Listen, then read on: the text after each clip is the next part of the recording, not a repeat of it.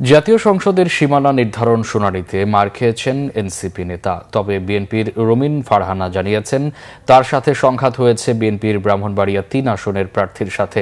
ব্রাহ্মণবাড়িয়া ২ ও ৩ আসনের ৩টি ইউনিয়ন নিয়ে বিভক্তি দেখা দিয়েছে বিএনপির প্রার্থীদের মধ্যে। রিপোর্ট ফররুক বাবুর।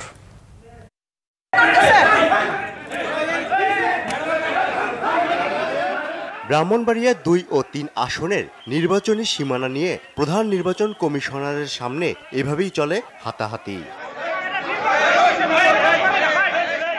শুনানির শুরুতে ব্রাহ্মণবাড়িয়া ২ ও ৩ আসনের ৩টি ইউনিয়নের অন্তর্ভুক্তি নিয়ে শুরু হয় যুক্তিতর্ক।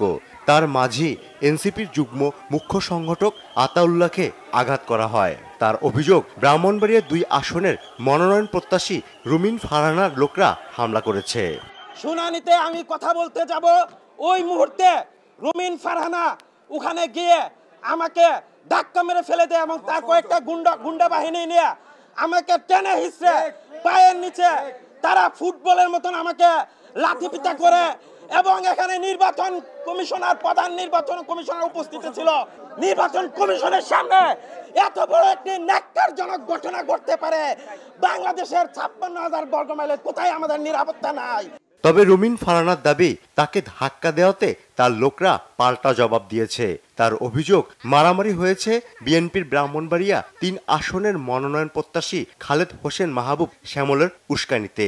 যেটা রায় হবে, কিন্তু তারা যেহেতু গুন্ডা পান্ডা নিয়ে এসছে এবং আবল তাবল বকছে, কথা বলেই যাচ্ছে, আমি লাস্টে একটা কথা বলার জন্য দাঁড়িয়েছি এবং যেটা ১৫ বছরে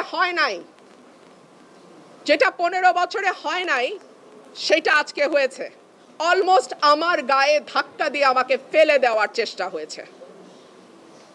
যেই বিএনপির নেতা কর্মীদের জন্য গত ১৫ বছর লড়াই করলাম, তারা আমাকে এখন ধাক্কা দেয়।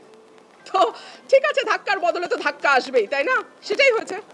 এখানে এনসিপির সাথে ব্যারিস্টার রুমিন ফারহানার একটা তর্কাতর্কি হয়েছে, খুবই অনাকাঙ্ক্ষিত। এটা মানে যেটা আসলে আমরা বলতে পারবো না, যেটা দুঃখজনক।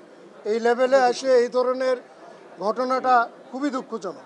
১৩তম জাতীয় সংসদ নির্বাচনে ৪০টি সংসদীয় আসনের সীমানা নিয়ে রাজনৈতিক দলগুলোর আনা অভিযোগ ও আপত্তির উপর গণশুনানির আয়োজন করে ইসি। রবিবার প্রথম দিনের শুনানিতে ১৮টি আসনের পক্ষে বিপক্ষে অংশ নেন রাজনৈতিক দলের নেতাকর্মীরা। সকাল থেকেই আগারগাঁও নির্বাচন ভবনের সামনে জড়ো হতে থাকেন ৬ জেলার বিভিন্ন রাজনৈতিক দলের নেতাকর্মীরা। অধিকাংশের দাবি, আওয়ামী লীগ আমলে নির্ধারিত সীমানার পরিবর্তনের। ফররুক বাবু, বাংলা ভিশন, ঢাকা।